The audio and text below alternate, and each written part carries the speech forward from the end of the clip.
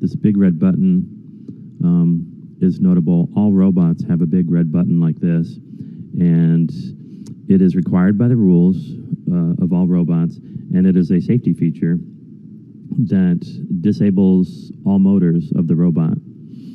It's not required, although a lot of them do, it's not required to turn off the computer, the onboard computer, but it is required to cut power to all the motors and essentially stop all motion. And it's a safety feature. And with that movement, we are now underway. The 30-minute run, first run for Utah has started.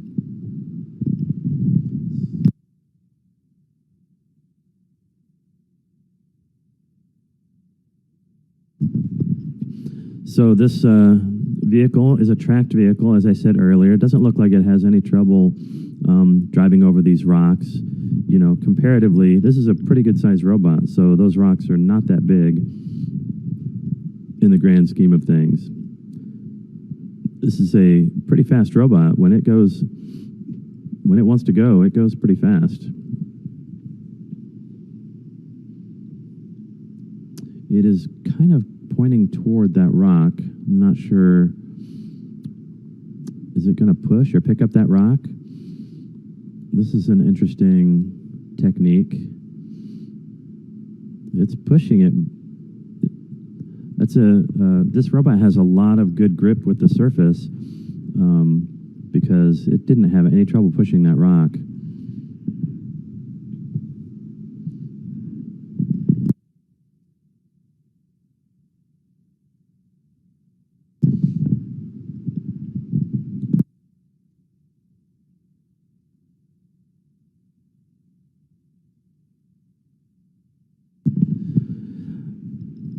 Okay, so it looks like their plan right out of the gate was to push this rock into the scoring zone.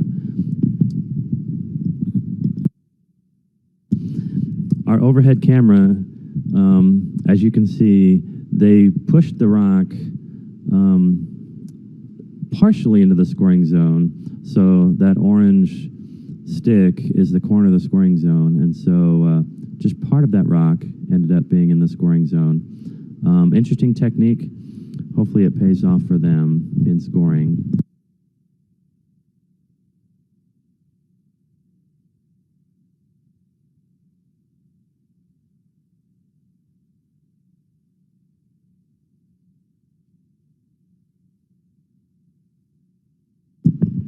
All right, they have scooped up a little of the top surface in their first couple of minutes, and you can see how their robot works. Now, it's going to be interesting to watch the robot dump because it's going to have to keep the scoop in the air while also rotating it down. So you can see this bucket has many different articulations that it can do. It can go up and down, and it can also rotate.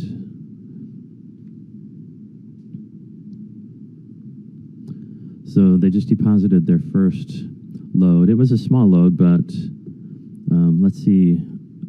They've got plenty of time left. They're only 3.5 minutes into a 30-minute run. So with all this time remaining, let's see how much material they can get collected, hauled, and deposited into the scoring zone.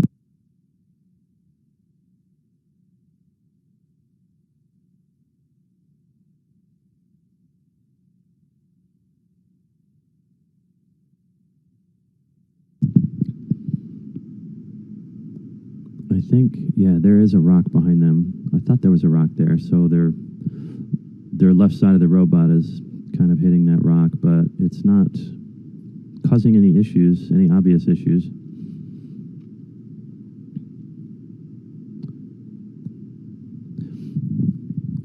Hard to know from our perspective whether this team is running autonomously or manually.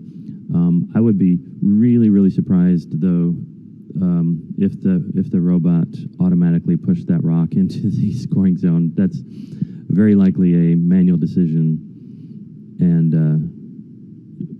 manual stick-driven operation.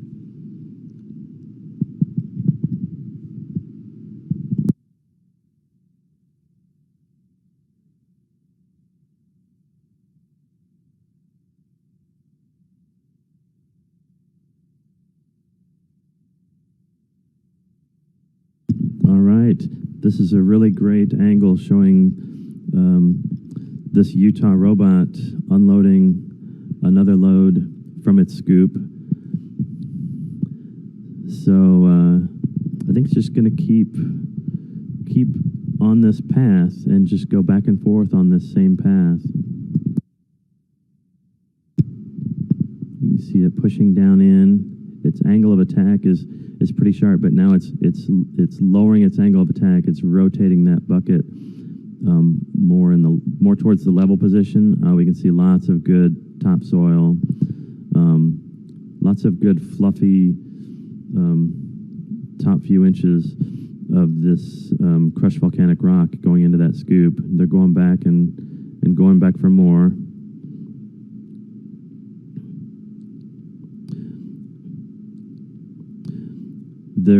Their rubber grip, there you can see they're slipping a little bit because their angle of attack was pretty sharp there. But once they lowered the angle of attack of that scoop, they're definitely pushing through and getting a good scoopful there.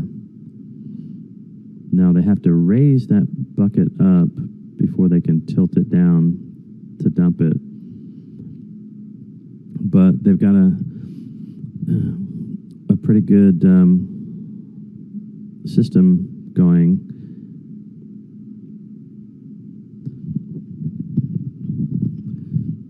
And they're moving multiple actuators simultaneously, so they're not just doing one actuation at a time.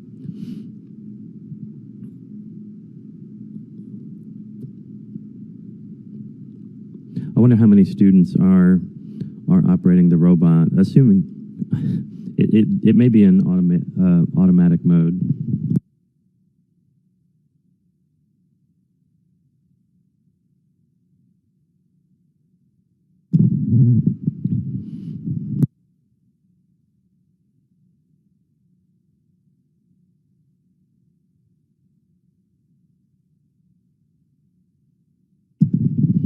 So they decided to pick a different spot.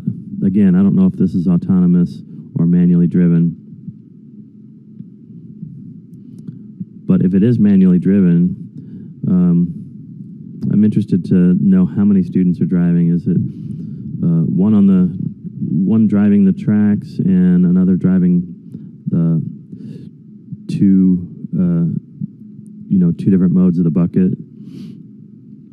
Or is one student able to do the entire operation?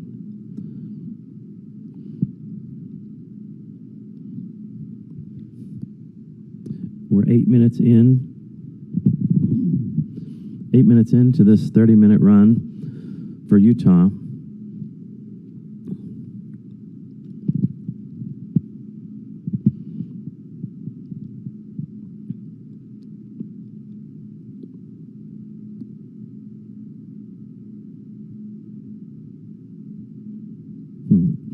The bucket is not angled down as far as it was earlier. It's harder for the material to fall out at that angle, as you just saw. I don't know if that was on purpose to save time.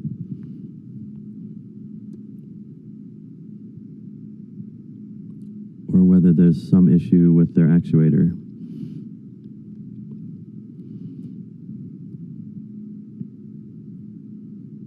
Okay, they are pushed right up against that rock. Are they going to try and pick up that rock? I think they're trying to pick up that rock.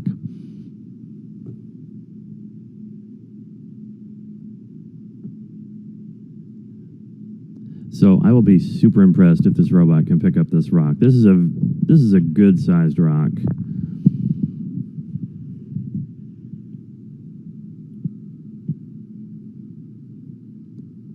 Okay, what are they doing? Now they're backing up. They may have given up on that idea. Still don't know if this is autonomous or manual, but I would guess manual. Just because of how smooth the motions are, it just doesn't feel very robotic to me. But hopefully we will have an opportunity to talk to the students, one of the students from this team after their run, and gain some insight as to what we're watching. So they're getting ready for another dig. Their angle of attack is pretty steep. They've got their bucket raised up high and angled down really far.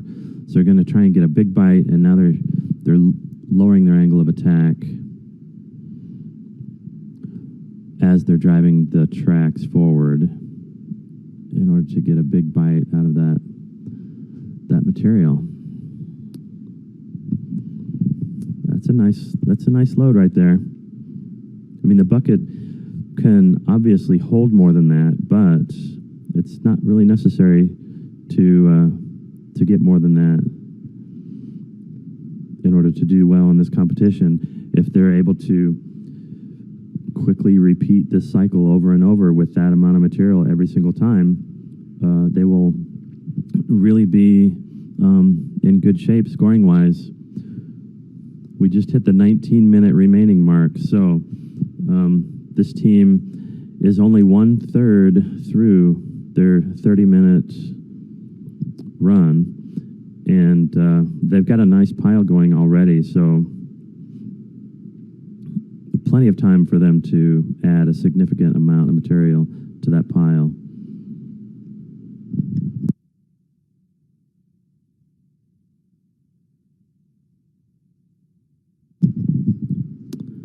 Okay, looks like they're pointing at another rock. I think they're really trying to get these rocks pushed into that scoring zone.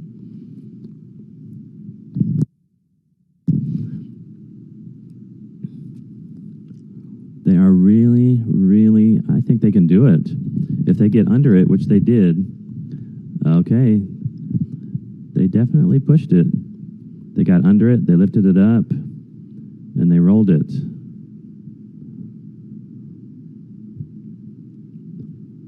They're going to have to get under it again. There's too much resistance on this soil to just push it from up high. Now, are they going to be able to push the first rock, the second rock into the first rock, and get them both into scoring position? Push. Lifting and pushing. Okay, this is very impressive. Now, will it go in? Oh, it fell back. So close. So close.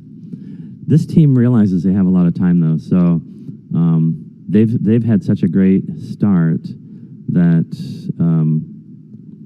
they are not afraid to spend time on these rocks. So our scoring system measures volume, not mass. So the question that kind of comes to mind for an engineer who likes to analyze things is the time spent getting this volume added to the scoring zone worth it, or could they get the same volume by just going back and forth a few more times with their loads of topsoil, with the top several inches of this crushed volcanic rock?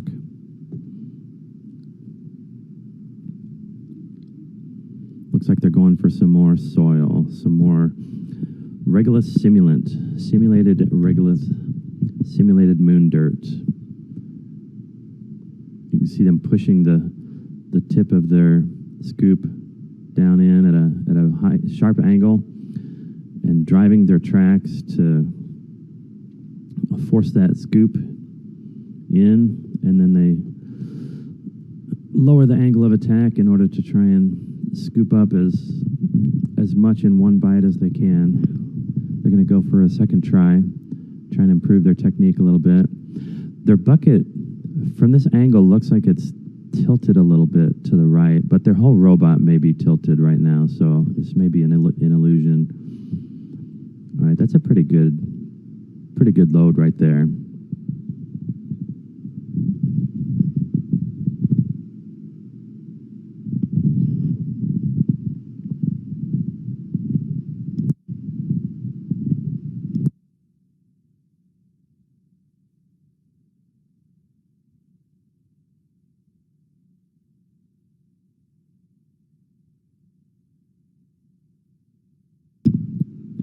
We just hit the 15-minute mark for this run. So Utah is halfway through their run, and they have some really great material in scoring position. So Utah is positioning themselves to really be in a great scoring position, as you see them pushing their scoop down in again, even farther. So this material, this crushed volcanic rock, is it's pretty hard to dig in once you get down beneath the top fluffy surface. It's way harder to dig in than say beach sand, which a lot of these teams would use for practicing back at school. But a lot of these robots, yeah, that's a really nice sized scoop. They did a really good job on that one. 14 minutes remaining. They have a lot of time. They're really positioning themselves to get a really good score from this run. I still don't know if they're running autonomously or not. They would obviously get a large autonomy boost if they were running autonomously, because autonomy is scored very heavily. It's weighted very heavily in this competition. And the reason we do that is because the initial robots that we're going to be sending to the moon to do construction type tasks or mining type tasks are going to be operating, on their own autonomously. They will be making the way, preparing the way for our future crewed missions. Part of the focus of this competition is robots that can move across this unique material, robots that can dig in this unique material and transport this unique material and, place it into a spot for, future processing, but also robots that can do all of that autonomously. Yeah, their scoop didn't angle down as far that time, and they had to scooch their robot forwards and backwards, to and fro, in order to get the material to release.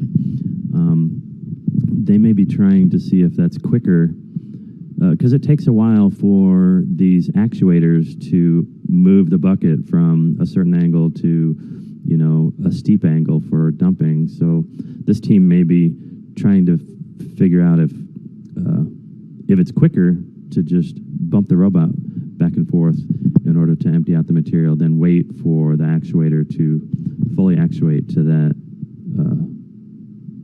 that steep angle that allows the material to fall out. All of these students that are competing in Lunabotics this week are, they're troubleshooting in real time. They're trying out new techniques, sometimes in real time. Sometimes they're able to test them in test locations like the beach, for example, and try new techniques using beach sand. These last few loads have been really impressive. I'm excited for this team. I think they're going to get a really good score. I suspect that they are not running autonomously, though, because it's just the motions of the robot just appear to be, I hate to say it, too good to be autonomous. Sometimes you can get some really good autonomy techniques, and the autonomous robot it makes very fluid motions. But more often than not, when a robot is operating autonomously, it's kind of obvious. It just looks very robotic. It does things, one motion at a time, and it pauses between motions. A lot of times when a human operator is manually driving the robot, they're going to be doing multiple actuators at the same time and thinking ahead and planning ahead and that sort of thing. So sometimes it's obvious by watching a robot whether it's autonomous or manual, but sometimes the autonomy software is so good that it's hard to tell.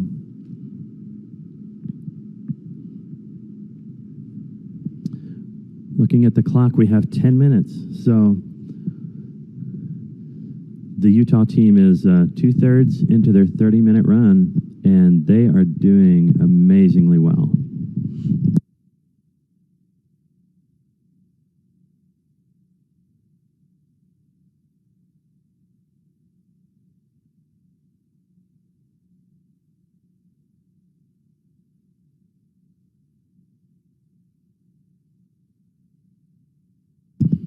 In this side view, you can see that the students who designed and built this robot have signed their names on the side of their scoop.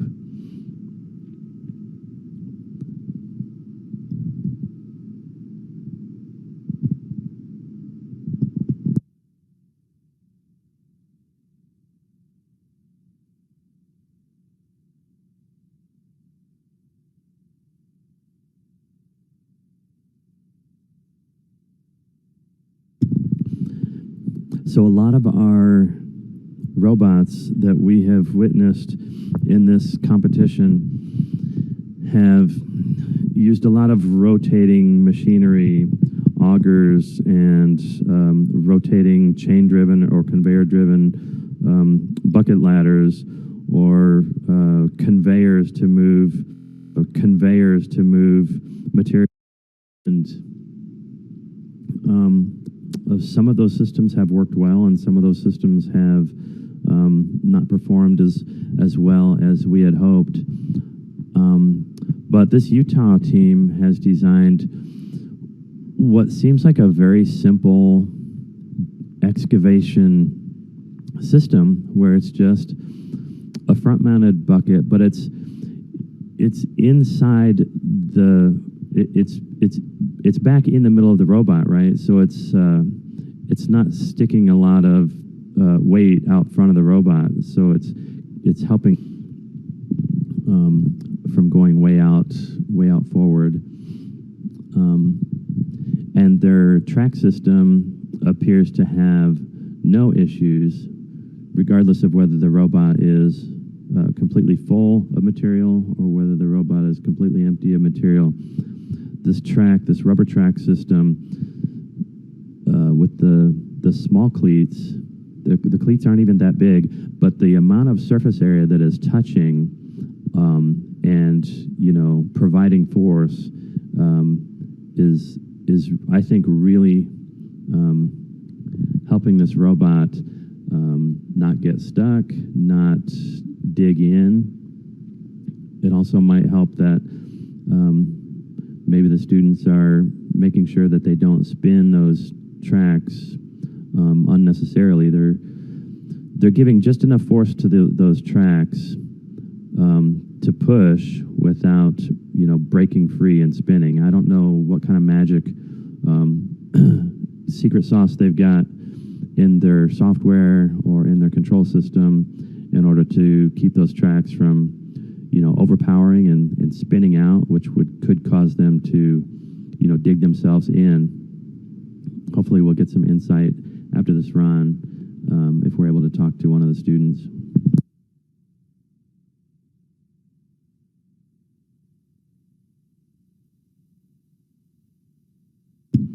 Six minutes remain for the University of Utah.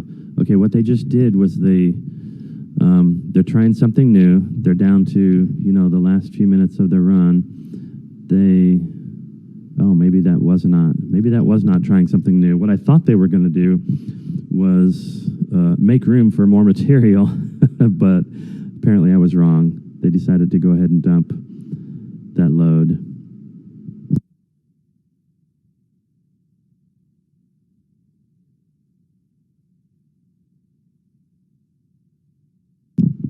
There was a lot in that load, though. I'll tell you what. 5.5 minutes remaining. Now, sometimes teams during the last few minutes of their run will try new things and maybe try some risky things. So it's going to be interesting to see if this Utah team does anything different in the last 5 minutes of their run.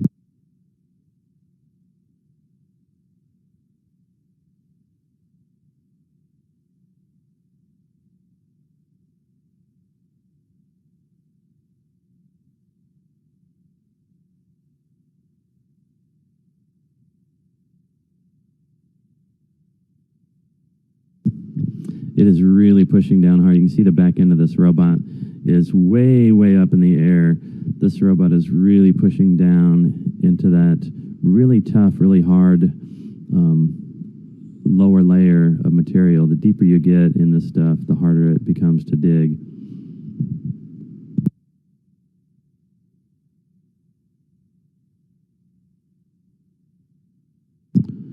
Four minutes remaining. Are they going to go back for more, or are they going to dump it?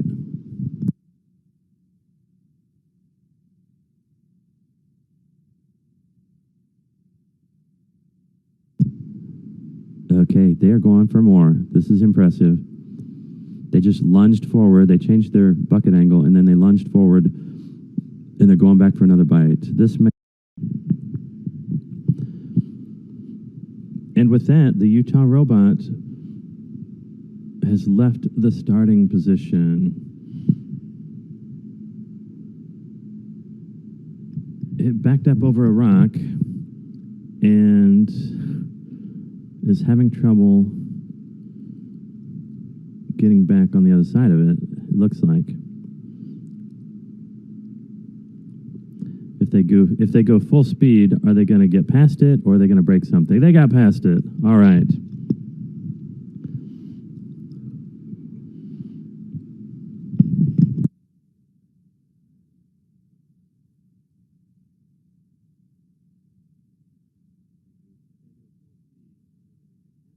So all this Utah robot has to do now is get past or get itself between those two rocks and get itself over to the excavation area, the digging area.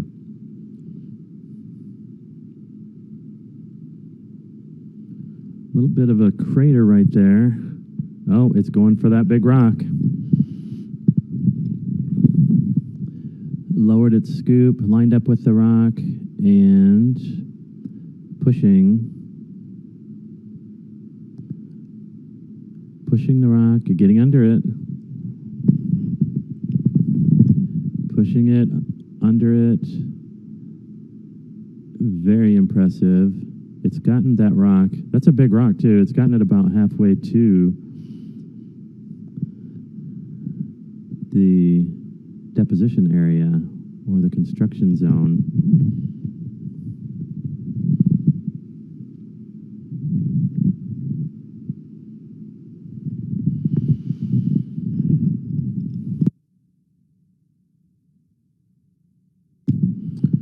Just has to realign itself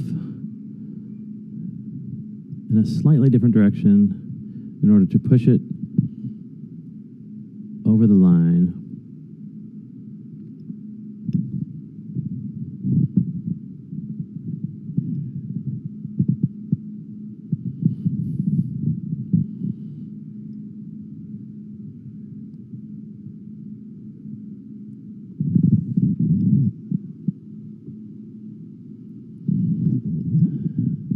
Now they have gotten their scoop under it, under that rock a little bit, and are successfully pushing it, lifting up a little bit, trying not to dig too much, and just rolling it now, rolling it in there. So the official scoring area is between those four orange sticks. So it's going to have to push it a little bit further in order to be completely in the scoring area. This is a strong robot. It's definitely pushed that big rock into the scoring area. Nice work, Utah.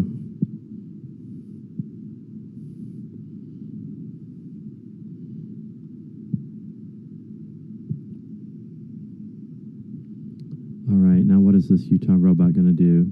Is it putting itself into some sort of an autonomous digging state? Or was it just pausing because it needed a breath after all of that hard work of pushing that rock? All right, I think they're positioning themselves for a dig, getting themselves a big old scoop full here.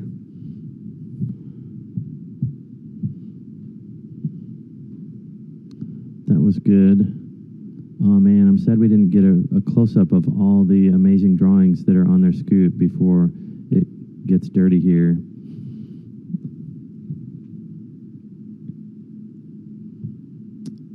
Is that it? Is that their first load? Okay.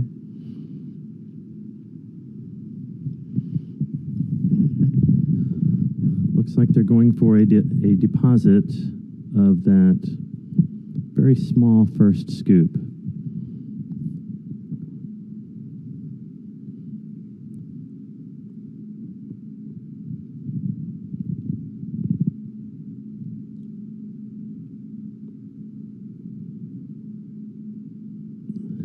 And they have emptied, and they're going back for more.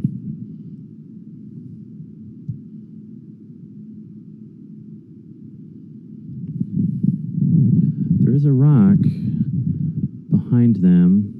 They are avoiding that rock.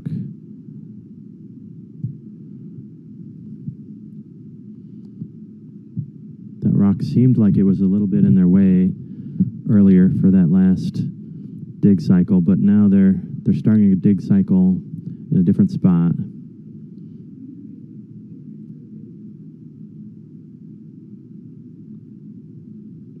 That looks and feels a lot like autonomous driving to me. I could be wrong though. The robot is adjusting itself in order to face that big rock. Now, this rock cannot be just pushed because all they'll end up doing is just pushing it toward the wall, unless that's what they intend to do. That's a possibility. They are getting under it a little bit, getting a little bit of regular simulant along with this rock. Looks like they're just going to push it aside, get out of their way. That seems like a good spot.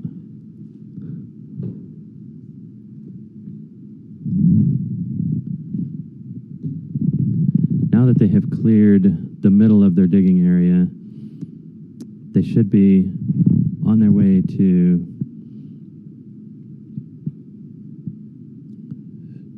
digging clear and free of any obstacles in the large area that they have in front of them.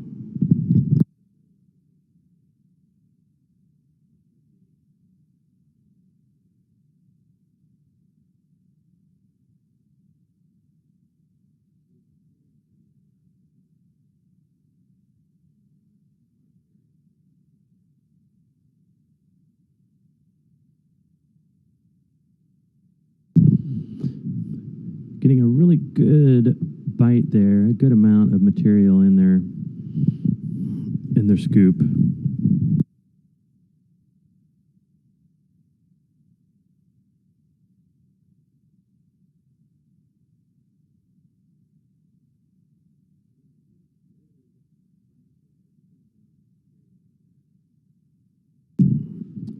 All right, they're in their scoring area. So just deposit this for scoring and go back for more.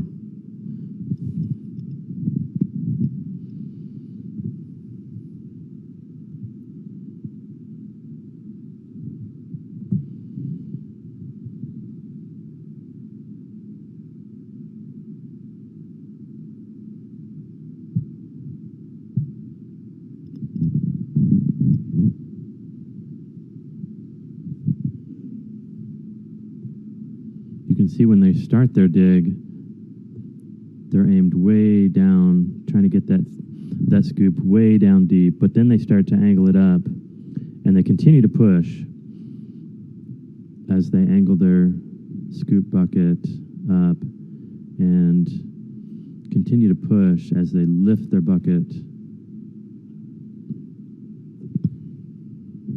off the surface.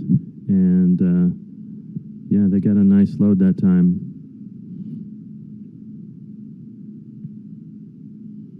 Moving the robot forwards and backwards quickly to try and help encourage that material to leave the bucket as quickly as possible so that they can go back for more.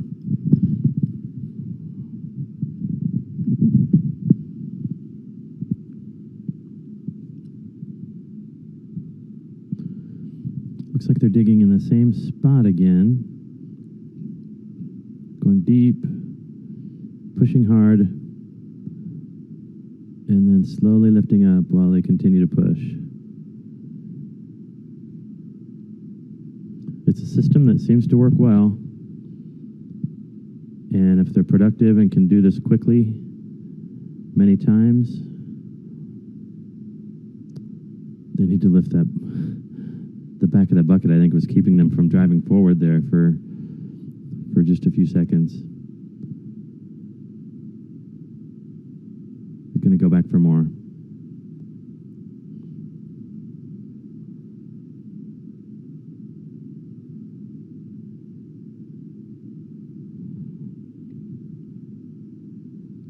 Yeah, they got some more in there. That's good.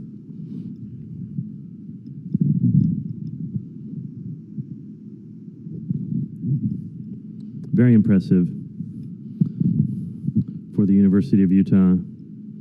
You can see right now there's a lot of weight on the front of this robot. It's the back of the robot is getting a little bit lighter, but the robot is able to handle it, not tip over.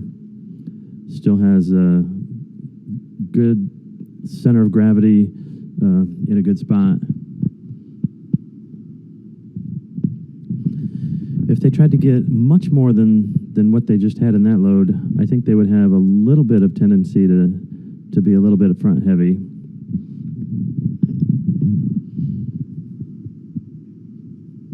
I don't think that would be terrible if that happened. All that would happen is they tip forward a little bit of that material falls out, and the problem is solved, and they continue on.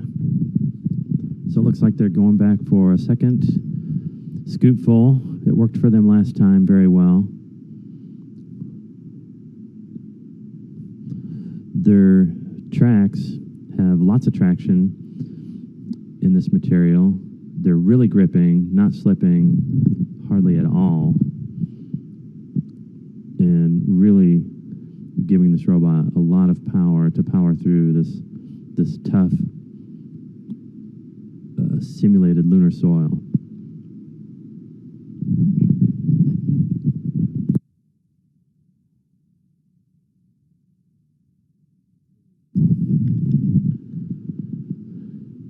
Still lots of time remaining for the University of Utah. We are just about at the 18-minute mark, 18 minutes remaining for the University of Utah. So much time left for this team to continue what we've been watching and to continue making this pile in the scoring area larger and larger.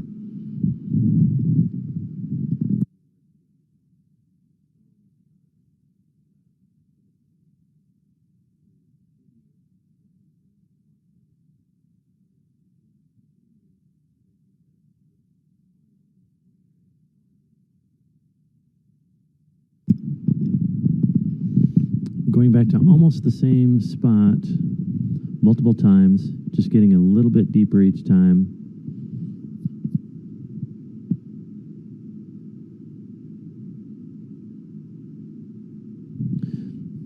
Appears to be a tough robot. It was designed with an appropriate amount of sturdiness, toughness, rigidness.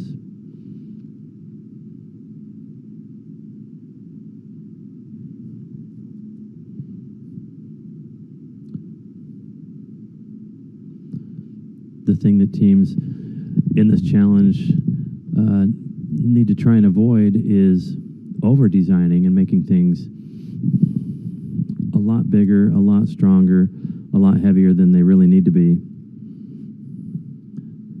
because that will impact their scores if the robot is heavier than it needs to be.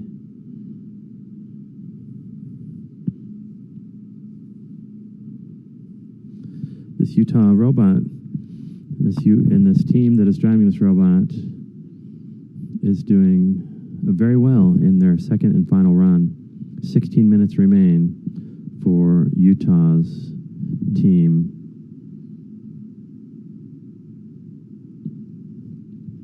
By the way, this will be the final run of the day. Nebraska-Lincoln, who was supposed to perform their run before Utah, had some problems that they were unable to overcome, and so they are unable. University of Nebraska-Lincoln is unable to perform their second run, and so Utah, the team we are watching right now, is going to be our final run of the day, final run of the competition. And so looking ahead, when this Utah team has finished their run, we will get ready for our, we will have to have some time to finalize the scores internally. And so we'll make announcements regarding when the awards ceremony is going to occur. But don't go too far after this run, because it may not take very long to finalize the scores and get ourselves ready on the stage out near the pits in order to start our award ceremony, in order to finish out our day. Utah has 14 and a half minutes remaining, so just under half of their 30-minute run remains, and they have brought another impressive showing in their second run, are getting really big bites, really big scoopfuls of this material, which is not easy to dig in, not easy to drive in either. Oh, that's a really big one right there. There's a lot of material in that scoop right now. The robot seems to be struggling a little bit with all that extra added weight. There it goes. Yeah, that may be the biggest load so far for this Utah robot.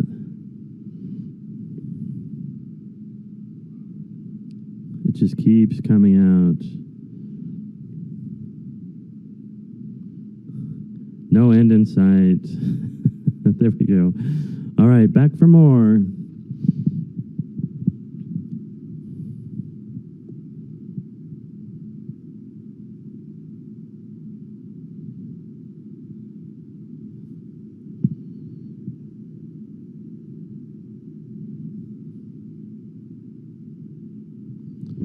This Utah team has got to be really happy with their performance, not just in this run, but their first run, too, that we ran this morning.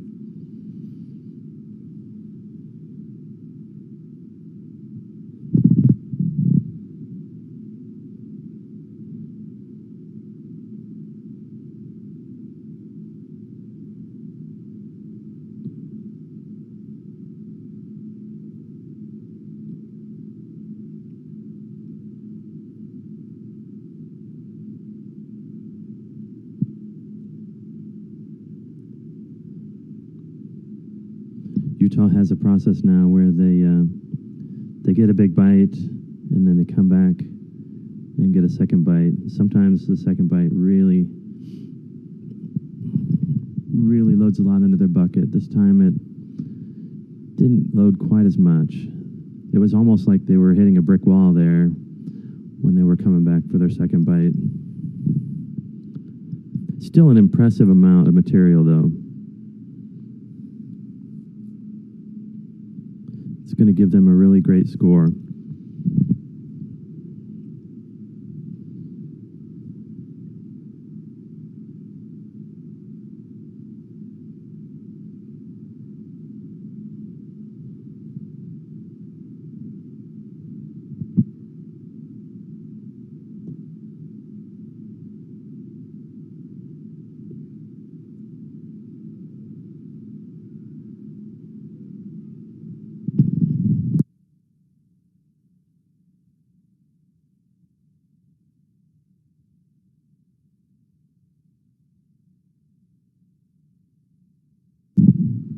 Eleven minutes remain for Utah. They're really trying to lunge quickly in order to fill up their bucket. They're taking a running start and hitting as hard as they can. It's really, that's some really tough stuff, though. The deeper you get, the harder this stuff. Oh, they just kind of whiffed that time, just skimmed the surface barely. If they can find a spot in between the really tough stuff and missing completely, I think that they will be happy.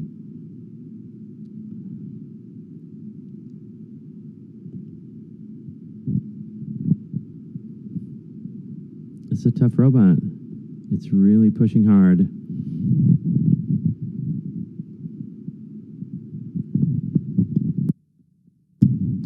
Ten minutes remain for Utah.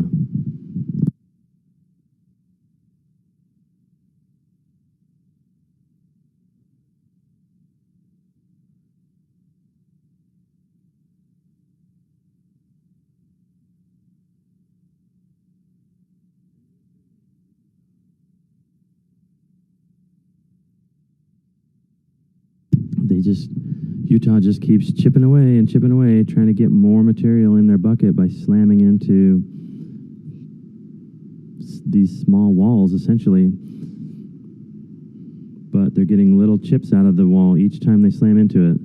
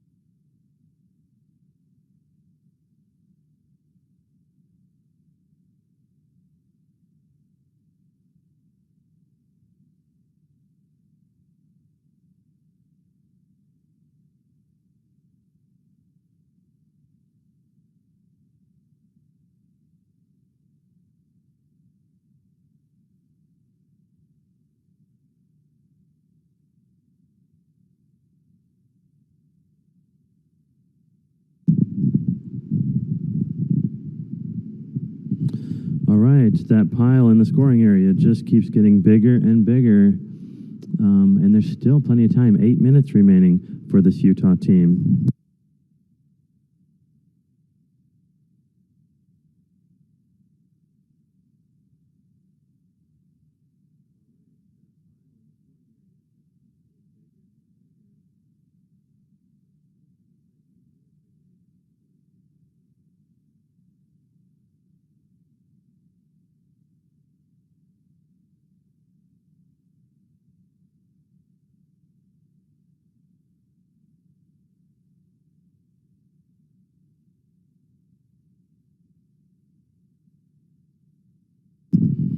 All right, this looks like a really big load to me.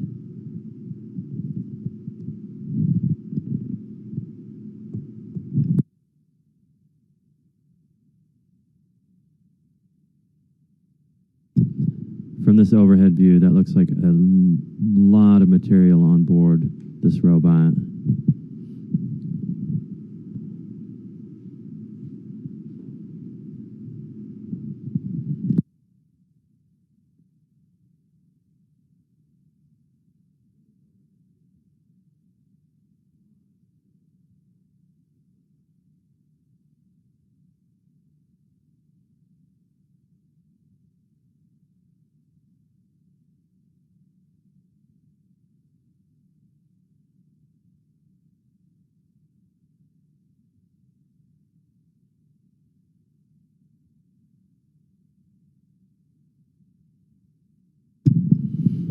It looks like this robot is having a little trouble getting up that little hill right there, which is surprising because they didn't seem to have any trouble earlier. I wonder if it's because the additional weight on board the robot. They did lift their bucket. You'll notice on this overhead view, all of the material they have moved to the back of their bucket, which is toward the middle of their robot. It's possible that this robot is just, with this additional weight, having trouble getting up that little hill. Wow.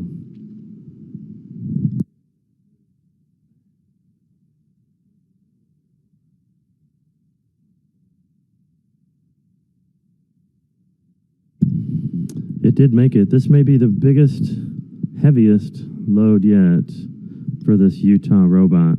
5.5 minutes remain. It's taking a lot of force to unload this, to unload that much material. And now they're going back for more. Quite a hill they've made. They kept digging in the same spot over and over and over, and they made it deeper and deeper. They've made that spot deeper and deeper. And they continue. They're digging back again in that same spot, just making it steeper on the edges and deeper in the middle.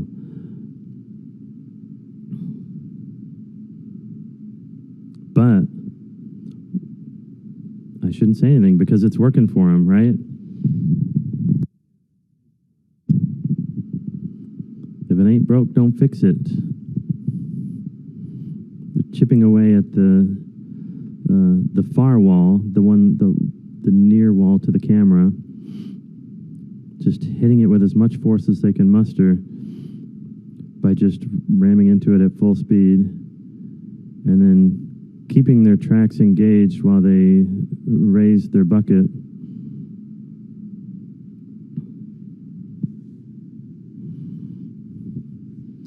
Four minutes remaining for Utah.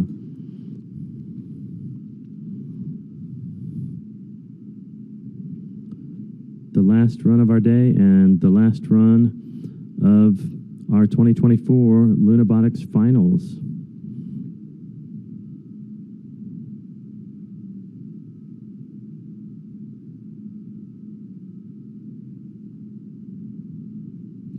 Going back for more, 3.5 minutes remaining.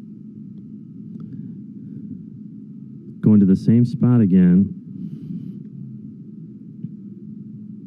Hitting it at full speed, ramming speed, hitting it multiple times.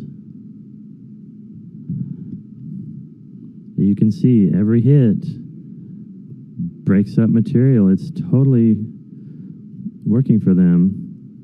They've broken that material off out of the hill, so to speak, loosened it up, and now they've gone back and picked it up. That has totally worked for them. Their robot has enough speed, it has enough momentum, inertia, mass, in order to just break up that hard material and loosen it up so that they can take another swipe at it and pick it up. Impressive technique from the University of Utah team. They have 2.5 minutes remaining. 2.5 minutes. Let's see what they can accomplish in their final 2.5 minutes. Oh, the back of the robot is lifting up.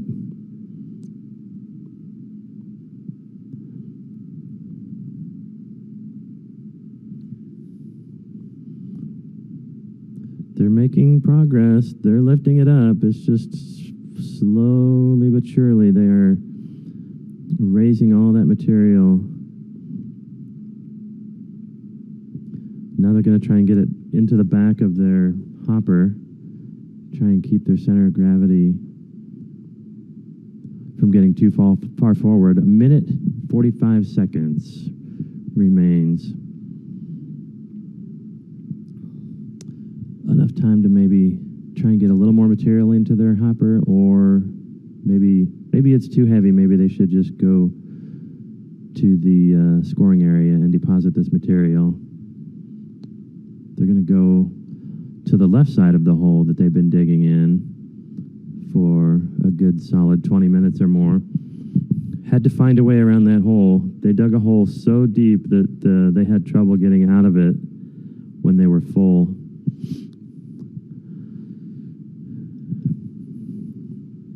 This University of Utah team is unloading, and they have 1 minute remaining. So 1 minute should be enough time to get a small scoop and bring it back for scoring. 45 seconds. They don't have to get the scoop all the way down. They can just ram it, push on it.